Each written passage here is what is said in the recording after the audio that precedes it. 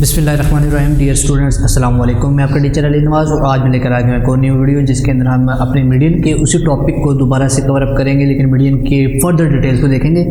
जैसा कि हमने मीडियन की क्लास के अंदर देखा था कि median divides data in two equal parts, तो अब उसी तरह हमारे पास फर्दर जो नेक्स्ट हमारा टॉपिक है दिस इज द क्वार्टाइल्स। ठीक है, तो क्वार्टाइल बेसिकली वर्ड निकला है क्वार्टर से, इसका मतलब वो डाटा को 4 इक्वल पार्ट्स में डिवाइड कर रहे हैं। तो there are 3 types of quartile we divide the data in 4 equal parts and the 3 points become resultant. 3 points resultant होंगे, डाटा को 4 इक्वल पार्ट्स में डिवाइड करेंगे। वो कौन कौन से 3 पॉइंट्स होंगे? Q1, Q2 and Q3। ये 3 पॉइंट्स हमारे पास एज अ रिजल्टेंट निकलते हैं। ठीक है, अच्छा फॉर एग्जाम्पल हमारे पास एक लाइन आ रही है, अगर इस लाइन को हम 2 इक्वल पार्ट्स में डिवाइड करते हैं, जैसे यहाँ से इसको कट कर दिया जाए, ये मैं लाइन लगा रहा हूँ, this is our cutting line. अगर हम इसको यहाँ से कट करते हैं जैसे इम्प्लाइज हमारे पास डाटा को 2 इक्वल पार्ट्स में डिवाइड करिए, और अगर फर्दर उन 2 पार्ट्स को भी हम ऐसे कट कर दें तो ये हमारे पास 4 इक्वल पार्ट्स बन जाते हैं। तो सेंटर पॉइंट हमारा इसका मीडियन कहला रहा था जो कि 2 इक्वल पार्ट्स में डिवाइड कर रहा था। This is over Q1,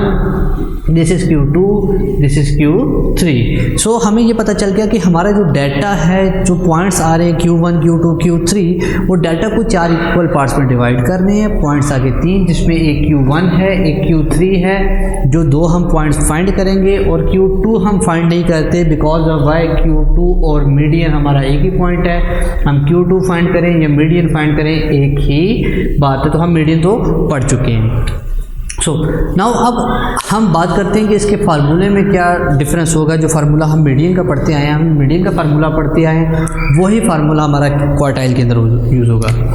quartile का फार्मूला है Q, मैं यहाँ पे क्वेश्चन मार्क लगा रहा हूँ, which is equal to L plus H by F question mark N by median 2 equal parts में डिवाइड कर रहा था। इसका मतलब उसको हम 2 पे डिवाइड कर रहे थे, ये 4 इक्वल पार्ट में डिवाइड कर रहे हैं, इसलिए हम इसको 4 पे डिवाइड करेंगे minus C।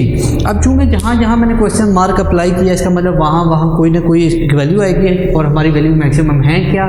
Q1, Q2, Q3। तो फार्मूला बनाते हैं। Q1 का आ गया L plus H by F 1n by 4 minus C। इसी तरह Q2 का बनाएं, which is equal to L plus H by F 2n by 4 minus C। और अगर हम इस 2 को ऐसे कट दें तो ये n बाई 2 बन जाता है, जो कि किसकी इक्वल आ जाता है? मीडियन। और जिसने अभी तक मेरी मीडियन की क्लास नहीं देखी है, नीचे डिस्क्रिप्शन में मैंने ऐड किया हुआ है, वहाँ से आप उसको देख सकते हैं। ठीक है, and last one Q3 which is equal to L plus H by F 3n by 4 minus C। कोई कन्फ्यूजन यहाँ तक? ये तीनों फार्मूले जो है हमारे इसके ऊपर बेस कर रहे हैं। ठीक है, इसका हम एक क्वेश्चन करेंगे और क्वेश्चन करके देखते हैं फिर हमारे पास इसमें ये फार्मूलाज इंप्लीमेंट कैसे हो रहे हैं और कैसे नहीं। हम इसकी एक आपने अगर ये नोट करना है तो इसको नोट कर लें, ताकि मैं इसको यहाँ से अरेंज करके इसको आगे क्वेश्चन को सॉल्व कर सकूँ। सो जैसे कि हमारे पास ये क्वेश्चन गिवन है, calculate lower and upper quartile. अब जैसे हमने बात की लोअर और अपर क्वार्टाइल से मुराद Q1 एंड Q3 है। ठीक है, हम यहाँ पर सबसे पहले मैंने लास्ट क्लास के अंदर भी मैंने बात की, मीडियन के टॉपिक के अंदर भी मैंने बात की थी कि हमारे पास जो भी क्वेश्चन आता है, सबसे पहले हमने उसका फार्मूला सोचना है कि हमने इसमें कौन सा फार्मूला अप्लाई करना है।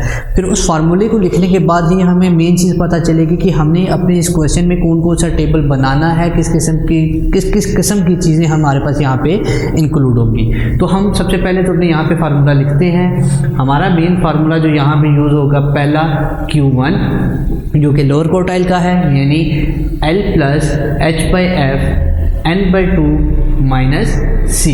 इसी तरह हमारा दूसरा फार्मूला यूज होगा Q3 का, which is equal to L plus H by F n by 4 था, इसी तरह ये 3n by 4 minus C। Lower limits L और H आ गया, तो अब हमारे पास यहाँ पे एक और चीज़, एक और कॉन्सेप्ट आपका क्लियर होने जा रहा है। इस क्वेश्चन को मैंने ये क्वेश्चन चूज इसलिए किया था कि हमें सबसे पहले चेक करना होता है कि क्वेश्चन में फार्मूले में कहीं पे L या H की रिक्वायरमेंट है कि नहीं है। अगर L और H की रिक्वायरमेंट हो तो हमें सबसे पहले चेक करना पड़ता है कि क्या हमारी क्लास बाउंड्रीज बनी हुई हैं कि नहीं बनी हुई है। तो क्लास बाउंड्रीज चेक करने के लिए सबसे पहले हम डायगोनल इसको चेक करते हैं, तो वो हमारा डिफरेंस आ रहा है 1 का डिफरेंस है, दोनों सेम नहीं है। तो हम इसको इक्वल करने के लिए हम क्या करते हैं, हम 10 में से 9 को माइनस करें तो वो आ गया 1, ठीक है, उसको हाफ करें तो वो आ गया 0.5। तो जो भी हाफ की हुई वैल्यू उसके बीच में आ रही है उसको हम इस साइड से माइनस करेंगे और इस साइड पे प्लस कर देंगे, यानी लोअर लिमिट में से 0.5 माइनस अपर लिमिट में 0.5 प्लस करते चलेंगे। ये हमारे पास वैल्यू आ गई। तो यहाँ पे टेबल बनेगा क्लास बाउंड्रीज, यहाँ पे क्लास लिमिट या क्लास इंटरवल्स, ठीक है। अच्छा, तो फर्स्ट ऑफ ऑल 0.5 में से माइनस करें तो माइनस 0.5, 9 में ऐड करें तो 9.5, 9.5 19.5, 19.5 29.5, 29.5 से 39.5, 39.5 से 49.5। तो देखिए हमारे पास अब इनका गैप आपस में बिल्कुल एक इक्वल हो गया है। उसके बाद हमें चेक करना है, हमारे पास कम्युलेटिव फ्रीक्वेंसी का टेबल बनेगा जो कि हमने प्रीवियस क्लास में भी देखा। तो कम्युलेटिव फ्रीक्वेंसी का टेबल बनाते हैं। First frequency as it is, इसमें नेक्स्ट ऐड करते चलेंगे, 30 30 प्लस 30 60, 60 प्लस 15 75, 75 प्लस 4 79 हमारे पास इसका सम आ गया। कोई कन्फ्यूजन यहाँ तक? अच्छा, अब फर्स्ट ऑफ ऑल हम चेक करते हैं अपने 79 का जो सम आ रहा है, ठीक है। मैं ऐसे करता हूँ, यहाँ पे 5 ही ऐड कर देता हूँ, उसकी वजह क्वेश्चन हम अपने पास से चेंज कर लेते हैं, 80 कर लेते हैं ताकि हमारी कैलकुलेशन में आसानी रहे, ठीक है। अच्छा, अब तो 80 में सबसे पहले हमने इसका n/4 चेक करना है, विच इज़ इक्वल टू n/4 यानी 80/4 40 आ गया, ठीक है। 40 हमारा कहाँ पे लाई कर रहा है? 60 पे, ये हमारे पास Q1 के लिए हो गया।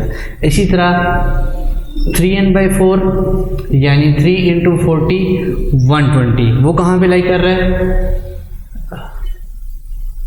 सॉरी, ये 20 है, सॉरी 20, 3 2 6 60 आ गया।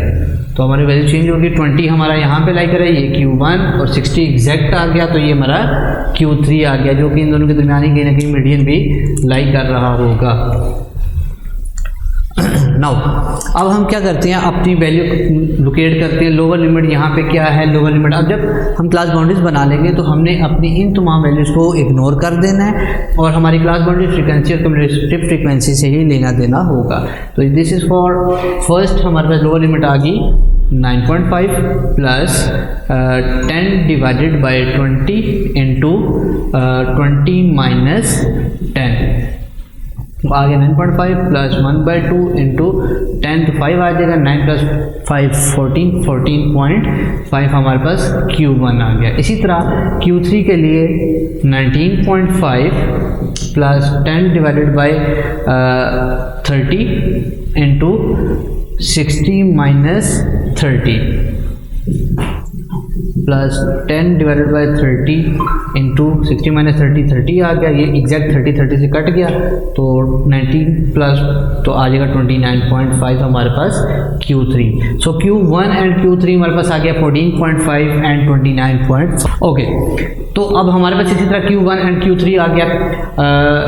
अब चेक करते हैं कि क्या हमारी वैल्यू इसके दरमियान में लाई कर रही है या नहीं लाई कर रही। तो हमारे पास 14.5 9.5 से 19.5 के दरमियान लाई करिए, जिस इम्प्लाइज ये वाली भी वैल्यू एक्यूरेट है। इसी तरह Q3 की अगर बात करें तो वो भी हमारे पास 19 से 29 के दरमियान, क्योंकि एग्जैक्ट 29.5 आ गया। तो this implies this is over required answer. I hope आपको Q1 यानी क्वार्टाइल्स के अंदर कोई कन्फ्यूजन नहीं होगी।